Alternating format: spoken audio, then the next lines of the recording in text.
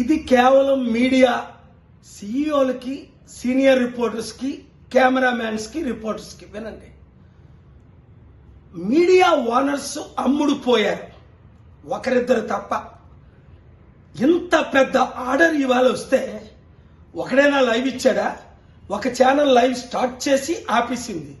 2 channel తప్ప top 10 ఛానల్లో ఎవరూ రాలా. నేను చెప్తున్నాను, ఇలాంటి ఆర్డర్ ఎవడైనా తెచ్చాడా? ఏప్రిల్లో ఎలక్షన్ వద్దు, మేలో ఎలక్షన్ పెట్టమని మార్చి 14ని హైకోర్టు ఆర్డర్ ఇచ్చింది. ఎలక్షన్ కమిషన్ ఒప్పుకున్నారు. అందుకనే దేశాయ్ గారు ఏమన్నారు, మేము ఎలక్షన్ 4th ఫేజ్లో పెడుతున్నామని ఇవాళ కోర్టులో ఆర్డర్ ఇచ్చారు. కౌంటింగ్ వెంటనే చేయమని మరలా ఇవాళ ఆర్డర్ ఇచ్చారు.